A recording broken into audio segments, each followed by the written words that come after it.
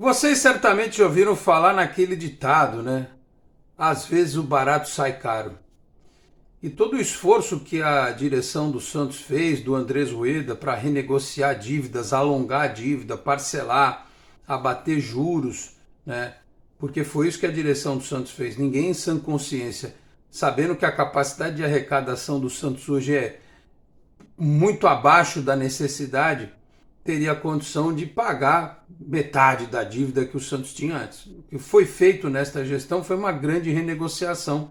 Pagou-se alguma coisa, renegociou algumas outras pendências foram renegociadas, porém o mau desempenho esportivo tem feito o Santos acumular novas dívidas.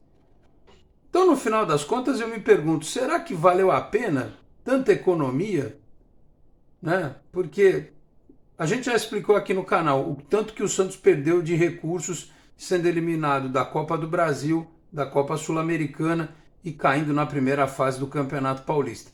E por não ter participado de Libertadores nem terminado em posições superiores do Campeonato Brasileiro, porque do campeão para baixo é decrescente o prêmio, né? O campeão ganha tanto, o vice ganha um pouco menos, o terceiro e assim por diante. Então o Santos perdeu muito dinheiro por ser um time fraco em termos esportivos nas últimas 3 temporadas, 2 temporadas e meia. E eis que surge a informação de que o trimestre passado, né, o primeiro trimestre do Santos, deu prejuízo. E aí tem que arrumar dinheiro depois para tapar esse buraco aqui, né, e perguntar-se como é que vai fazer para contratar jogador na janela do Campeonato Brasileiro, se eventualmente não conseguir vender o Marcos Leonardo. O Ângelo já nem sei se vão conseguir vender mais. Enfim, é sobre isso que eu falo a partir de agora. Meus amigos, um grande abraço, de volta para mais um vídeo aqui do nosso canal 10. Este vídeo é especial para 1xBet. A 1xBet agora é patrocinadora aqui do canal 10, uma casa global de apostas que tem aí cooperação com grandes times do mundo, como Barcelona, também com grandes ligas, né? Como o Campeonato Brasileiro, por exemplo. Vocês podem ver lá, né? Aqueles painéis retráteis ao longo do campo, tá lá a 1xBet, tá certo? Liga dos Campeões também. E a 1xBet oferece grandes ganhos e também pagamentos rápidos, já que é o mais confiável site de apostas do mercado. E não só do futebol, tem também outros esportes. Aliás, a minha dica hoje é para 2 partidas de futsal nesta terça-feira. Tá certo? E tem também os esportes, né? Esportes eletrônicos. Então, eu vou pedir para você procurar o site da 1xBet, se inscrever por lá, faça um depósito usando o meu código promocional, que é o canal 10 SAlex1x. Canal 10 SAlex1x. E aí você vai depositar R$50, vai pegar com o meu código R$100. Tem também lá o bônus de $300. Mostre que você conhece tudo de futebol e não perca a chance de ganhar um dinheiro extra com a 1xBet. Aliás, vão aqui as dicas, né? Nesta terça-feira, às 7 da noite, tem Santo André Intelli e Blumenau Futsal. Vou torcer aqui para o Santo André Intelli, do meu amigo Vladimir Bianchini, da Liga Nacional de Futsal. Esse jogo aí, tá certo? Santo André Intelli e Blumenau Futsal. E também tem o Cercesa Iesco contra os 2 vizinhos. Aí sim, hein? Pela Copa do Brasil de futsal, jogo às 8 da noite, lá no ginásio do Sesc Senat, em Carazinho. Cercesa Iesco do Rio Grande do Sul contra os 2 vizinhos do Paraná. Então são as dicas aí para você apostar na 1xBet nesta terça-feira, tá certo? E eu aproveito para pedir para você que está chegando aqui ao canal neste momento, conhecendo o nosso trabalho, para que você se inscreva, ative as notificações, deixe o like, que também é importante. Se quiser, torne-se membro do canal. Antes de falar da dívida, só que algumas coisinhas. O Santos tem uma proposta aí para se ver livre do Eduardo Bauerman, né? Não ia ganhar nenhum dinheiro, só ia se livrar do contrato, não tem que pagar mais salário e fica com um percentual para o futuro. Seria um clube turco. A notícia foi confirmada no primeiro momento pelos nossos companheiros do Esporte por Esporte, e depois outros portais repercutiram esta informação. Então o Bauerman deve ir embora para a Turquia e depois o Santos, se ele for bem lá, mudar de clube, o Santos fica com um percentual do Eduardo Bauerman. E as Sereias tinham um jogo, né? Nesta segunda-feira, até falei aqui no canal, mas o Real Ariquemes deu WO, né? Lá em Rondônia, no estádio Aloysio Ferreira. Porque as meninas lá estavam com problemas para receber e tal, protestaram e não entraram em campo. Então o Santos acabou vencendo por WO, por 3-0, e agora na próxima fase enfrenta o Flamengo, com datas e horários e locais a serem definidos, mas o Santos tem a vantagem, decide na Vila Belmiro. Sereias voltam a campo pela 7ª rodada do Campeonato Paulista contra o Esporte Clube São Bernardo, também sem data e horário definido lá no Baetão, em São Bernardo do Campo. Portanto, notícias desta segunda-feira. Tem uma outra notícia desta segunda-feira que é a relação dos dias, né, dos treinamentos, mas essa eu já falei muito disso nas últimas horas, falei na live nesta segunda-feira, então eu vou deixar para abordar a rotina de treinos do Santos mais para frente. Os senhores já sabem, já deve ter recebido, né? Nos próximos dias o Santos vai treinar domingo, vai treinar na véspera do jogo contra o Corinthians, vai ter só um dia que vai fazer 2 períodos, mas vai voltar na quarta à tarde, ainda tem essa. Mas depois eu vou esmiuçar essa história aí num próximo vídeo, tá certo? Porque desta vez, tirar um pouco, né, das costas do treinador e dos jogadores e dar uma cutucada na diretoria do Santos, né? Afinal de contas, contrataram aí a rodo um monte de jogador. Se você pegar a lista, pouquíssimos deram certo, né? Se aproveitaram no Santos. E aí o site Super Esportes, que agora tem uma abrangência nacional, tanto é que contratou o meu amigo Bruno Lima para ser o responsável pelas notícias do Santos, traz a informação. Aliás, eu até usei a mesma foto na minha thumb, né? Mesma foto da matéria.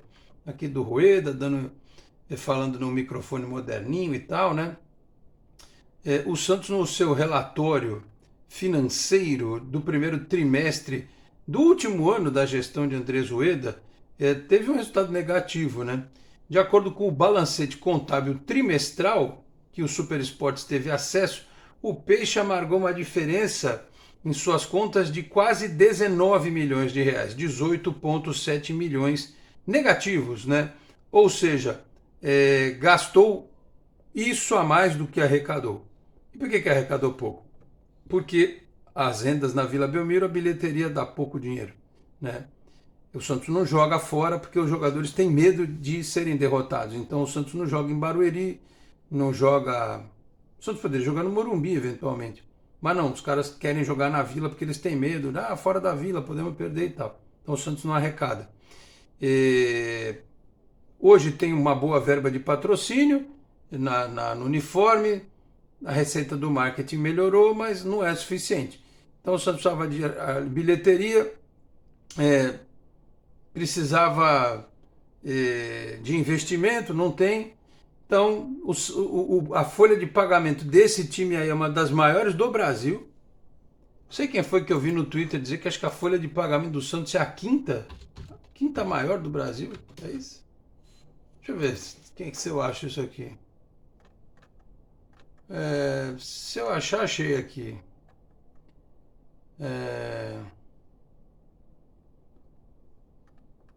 O Santos tem uma das folhas de pagamento mais elevadas do futebol brasileiro. Não estou achando agora onde foi que eu li isso, mas enfim. O dinheiro mal empregado, porque tem jogador aí que não dá retorno, né? Que o torcedor gostaria. Então, diz aqui a matéria do Bruno Lima, este valor é referente a tudo que o clube esperava receber ao longo dos 3 primeiros meses de 2023. Ou seja, contou com este dinheiro e ele não entrou. Então, deu buraco. Conforme a previsão orçamentária feita pela diretoria, a expectativa era de que o Santos tivesse nesse período um superávit de 17 milhões e meio entre os meses de janeiro, fevereiro e março, por meio de diferentes receitas.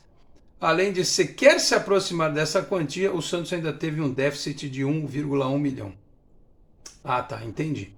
Então, isso aqui, vamos explicar melhor, né? Foram os 17 milhões e meio que não entraram, mais 1 milhão e 100 gastos acima do que foi arrecadado. Então, para dar uma costurada melhor na informação aqui.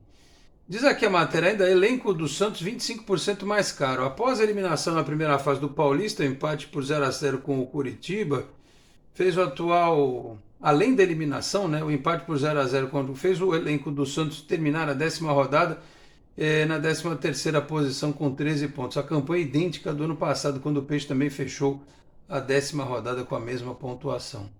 Semelhança entre os dois times se encerram aí. Em termos financeiros, o atual grupo de jogadores é 25% mais caro do que o do primeiro trimestre de 2022. Aí tem a folha salarial aqui. Considerando salários com encargos mais direitos de imagem, o Santos de 2023 custa em média R$8.800.000 por mês. O elenco do primeiro trimestre do ano passado custava 7 milhões, ou seja, 1.700.000, 1.800.000 a mais, né?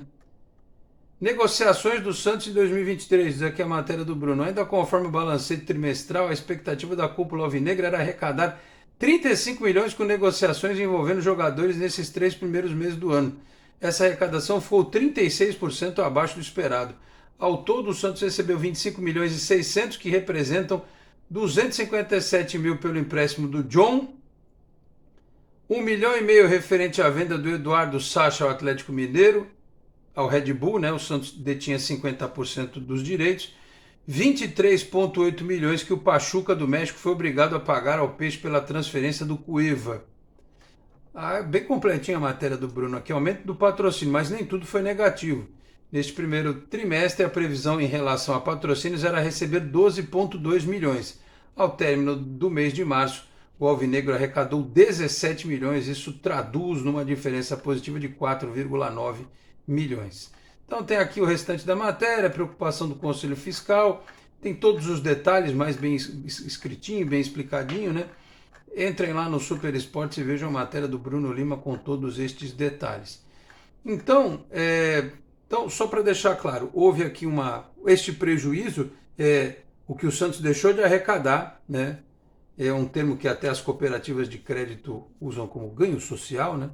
O Santos não teve este ganho social e ainda teve este prejuízo de 1,1 milhões, 1.100.000, né?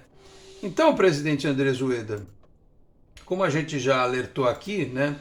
Tá na hora do senhor fazer algumas dívidas, talvez, porque a Inês é morta, como diria o outro, né? Na situação do Santos atual, é melhor, já está devendo mesmo, né? Fica devendo um pouquinho mais e deixa para ver se o próximo gestor consegue. Não precisa fazer muita dívida, não. Só um pouquinho.